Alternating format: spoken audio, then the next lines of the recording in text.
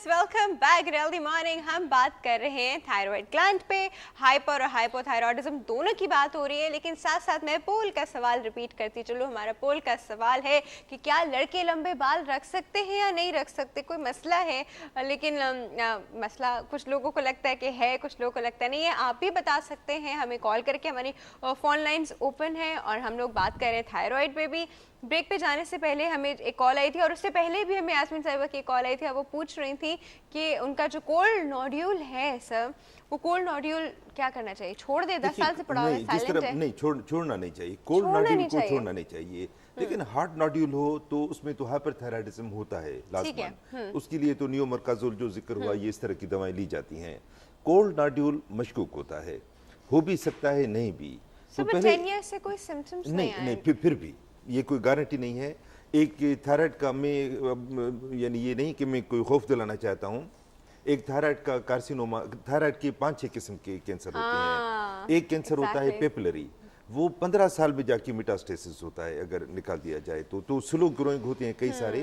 तो इस पे न जाया जाए कि कई महीने से साइलेंट है या कई साल से तो वो कोई सेफ है। बेहतर है कि एफएनए कराइए। कंफ्यूजन है कि कहीं से उन्हें ओपिनियन मिलता है कि करा ले, कहीं से कोई कहता है कि नहीं छोड़ दें, कुछ नहीं कह रहा, नहीं देखें ना, अगर देखें ना बैलेंस रखा जाए तो कराने में हर्ज क्या है। थोड़े से पैसे खर्च होंगे, थोड़ा टाइम निकालना पड़ेगा, एक तसल्ली हो जाएगी। नहीं कराया तो खुदा ना खास्ता अगर हो तो उसको जल्दी ट्रीट किया जाए। और अगर एफएनए में शक पड़ा तो फिर ओपन बायोप्सी होगी और फिर ज़ाहिर है कि सर्जरी होगी।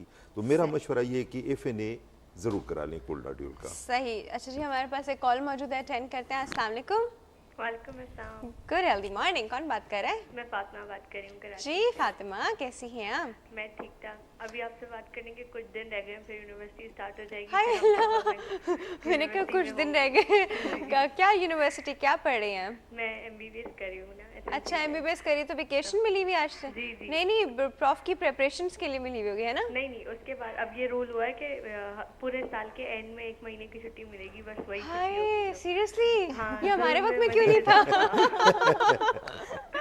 अब ये है नया कि उसको आखिरी में 1 महीने की छुट्टी मिलेगी, तो वो बहुत अनमोल लगती है। हाँ, आई एम श्योर। तो क्या जून जुलाई वाले टाइम में कुछ नहीं मिल रहा आपके? नहीं, अब कभी भी कुछ नहीं मिलेगा।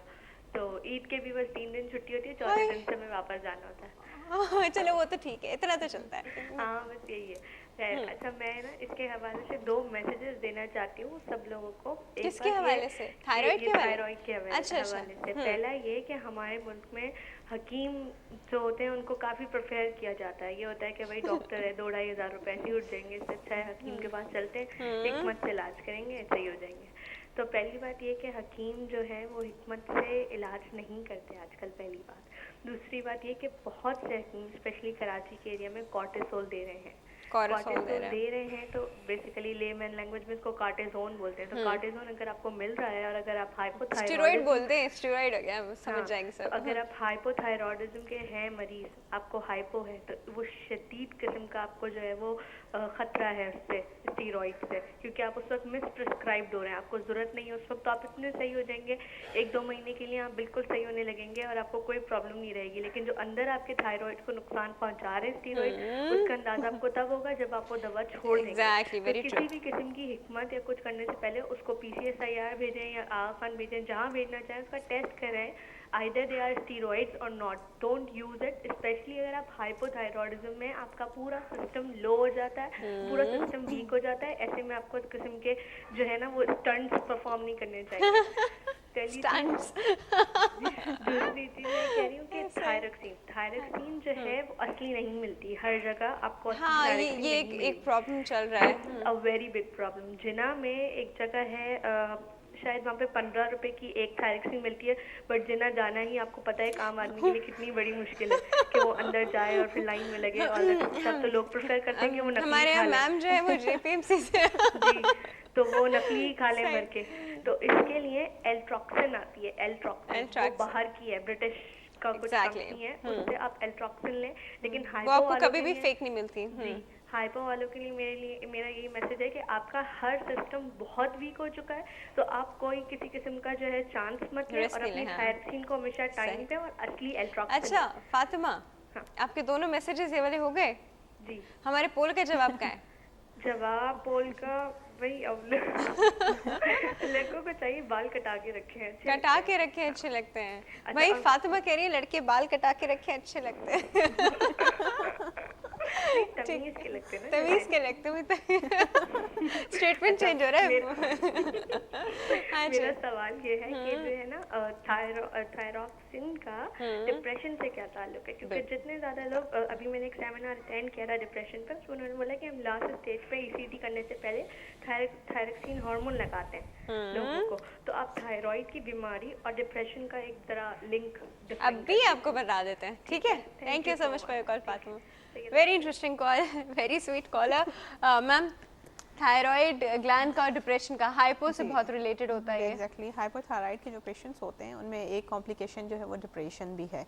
अब उसको जो है वो फिर प्रॉपर्ली अगर हाइपोथायराइड प्रॉपर्ली जो है वो ट्रीट किया जा रहा है तो काफ़ी पेशेंट्स ऐसे होते हैं जिनमें वो पेशेंट्स ठीक हो जाते हैं, लेकिन इन केस अगर ठीक नहीं हो रहे तो फिर प्रॉपर डिप्रेशन की ट्रीटमेंट साथ में लेनी पड़ती है। लेकिन मोस्टली जो पेशेंट्स होते हैं वो हाइपोथायराइड को जब आप ट्रीट कर रहे होते हैं और वो सही से रिकवर हो रहा होता है तो डिप्रेशन भी साथ साथ जो है वो सेटल डाउन हो जाती है। It's a complication of hypothyroid. जिस तरह बाकी सारे सिम्टम्स आ रहे होते हैं, डिप्रेशन भी आ रहा होता है, Depression और भी आ जब बाकी सिम्टम ट्रीट हो रहे हैं उस मेडिसिन से, तो ये भी। Exactly. अच्छा सर, ये फेक थायरॉक्सिन वाला क्या वो है, नकली? ये नहीं, बहुत देखिए, बीच में उठा था और अभी भी बहुत लोग इसी चीज़ की कंप्लेन करते हैं कि खाते रहते हैं थायरॉक्सिन, कुछ फर्क ही नहीं पड़ता, फिर ये बाहर वाली दवाई खाते हैं तो जी हाँ। ठीक हो जाते हैं। नहीं देखिए, पहले मैं थोड़ा सा डिप्रेशन के बारे में, ये हाइपोथायराइड का इतना ज़्यादा ताल्लुक है कि मेडिकल टर्म्स हैं इसके, यानी मिक्सेडिमा मेडनेस, Myxedema यानी madness, पागलपन, हाँ। मिक्सेडिमा यानी एक्सट्रीम डिग्री जो हाइपोथायराइड की उसको हम कहते हैं मिक्सेडिमा, मेडनेस का मतलब पागलपन, और साइकोसिस, हाइपोथायराइड Psychosis, साइको, ये बाकायदे मेडिकल टर्म्स हैं, इतना गहरा ताल्लुक है इनका। जबकि हाइपरथायराइड का डिप्रेशन से ज़्यादा एंग्जाइटी से ताल्लुक है, मतलब ऐसे लगता है जैसे हर वक्त वो एंक्शस हैं, परेशान है, कोई फिक्र है, खौफ है उनको। तो ये थोड़ी सी मतलब दोनों सूरतों में कोई ना कोई नफ्सियाती आ जाता है। एबनॉर्मलिटी होती है। अब आते हैं फेक थायरॉक्सिन पे। नहीं देखिए, थायरॉक्सिन फेक नहीं है, ये होती है कि थायरॉक्सिन हीट सेंसिटिव होती है बहुत ज़्यादा। अगर उसको तो उसकी potency रोशनी में खराब हो रखा जाती जाए है। या टेम्परेचर सही ना हो तो उसकी एफिकेसी ख़त्म हो जाती है। और पाकिस्तान में इल्ट्रॉक्सिन का जो जिक्र हुआ इम्पोर्टेड है, इम्पोर्टेड महंगी भी है, और उसका मैं एक बात बताऊं कि बाहर मुल्कों से आती है, पाकिस्तान में तो ये सर क्या वो सनलाइट से नहीं, इफेक्ट वो नहीं इसलिए होती? कि देखिए ना, वो अमूमन शिप में आती है, उसका टेम्परेचर रेगुलेट नहीं होता। तो ये ना समझें कि वो इल्ट्रॉक्सिन महंगी है बाहर की है तो लाजमन सही होगी। कभी कभी हमारे पाकिस्तान में भी 2-3 तरह की थायरॉक्सिन आती हैं, जो स्टैंडर्ड में मेरा ख्याल नाम लेना नहीं चाहिए कंपनी का, मगर एक स्टैंडर्ड कंपनी बनाती है जो बिल्कुल ऑथेंटिक है।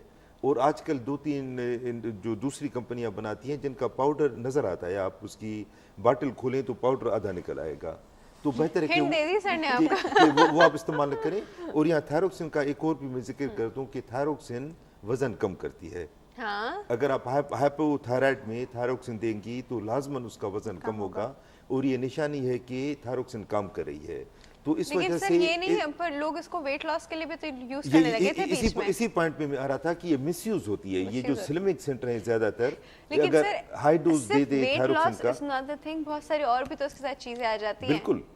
और इसी के लिए वहाँ पे पॉइजन लिख दिया है उन्होंने, यानी थायरॉक्सिन की जो बॉटल लेंगी तो एहतियातन उन्होंने पॉइजन लिख दिया है ताकि मिसयूज ना हो, लोग यानी वजन कम करने के लिए इसको मिसयूज ना करें, और क्योंकि उसकी कई complication, side effect. Sir complication पे बात कीजिए, इसकी क्या कॉम्प्लिकेशन है? नहीं, जो थायरॉक्सिन अगर ज्यादा ली जाए तो दिल की धड़कन तेज हो जाती है, न सिर्फ तेज होती है बल्कि यानी Out of arrhythmia। अरिथमिया होती है, आपने जो सही टर्म एट्रियल फिब्रिलेशन वो हो जाती है, जो बहुत ज्यादा नुकसान कर सकती है, और इवन स्ट्रोक वगैरह भी कर सकती है, स्ट्रोक भी फालिज। कर सकते हैं। और दूसरी बात ये मतलब कि ये एक सुसाइड का तरीका भी हो सकता है। सुसाइड तो खैर इतनी आसानी मतलब से पूरी थायरॉक्सिन बॉटल से खा नहीं ली होती। एक साथ। सुसाइड नहीं, करनी हो तो सोचेगा भी नहीं, होता कई ऐसे कई और दवाएं हैं हमारे पास जो मतलब मिल सकती हैं, सुसाइड के लिए नहीं है ये बात भी।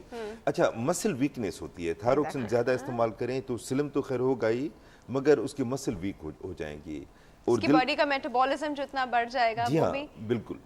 तो ये कई नुकसान है, और उसके अलावा आंखों में कुछ खराबियां भी हो सकती हैं थायरॉक्सिन अच्छा। ज्यादा लेने की वजह से। अच्छा सर, हमारे पास एक कॉल मौजूद है, अटेंड करते हैं। अस्सलाम वालेकुम।